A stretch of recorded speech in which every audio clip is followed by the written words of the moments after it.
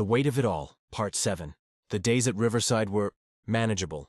I was dropped into a few grade 9 classes, but most of my time was spent tucked away in the learning center, Expelled.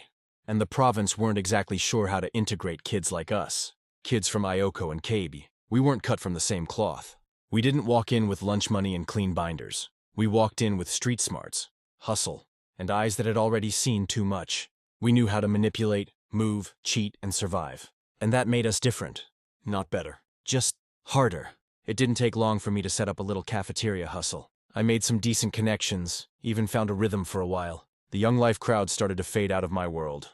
I was back scheming the next opportunity like it was a game I already knew too well. Then came December. School break. The kind of pause you don't think twice about until something big happens. New Year's Eve, 2006. I remember the night clear as glass. I walked into a Denny's in Port Coquitlam, not knowing that moment would change the course of my life. That's the night I met Crystal and her friends. For those of you who don't know, Crystal would become my girlfriend, the mother of my 4 children, and years later, my wife. But that story deserves its own chapter.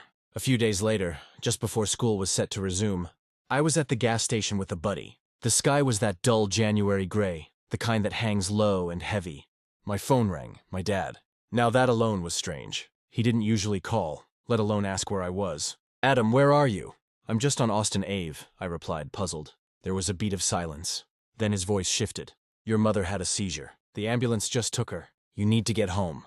Even though this wasn't the first time. My mom had been hospitalized because of her drinking. This time felt different. I wasn't a kid anymore. I understood the gravity, the patterns, the pain behind the chaos. I rushed to the hospital, met my dad and brother, and stayed by my mom's side for the next couple of days. I remember the machines, the fluorescent lights, the way time just sort of floated in those hallways. No one thought about school. No one knew what to do. But school? It had its own rules. Riverside had a zero-tolerance attendance policy. No exceptions. No excuses. So that January, while I was sitting beside my mom's hospital bed, I was quietly expelled from Riverside Secondary. No call from the office. No understanding. Just gone. At the time, I didn't even know I could say my mom's sick. That was never part of the script. And my dad? He didn't think to call either. Maybe because he knew school was never really my world. Maybe because life had already pushed us all too far to care about report cards. That's been my luck.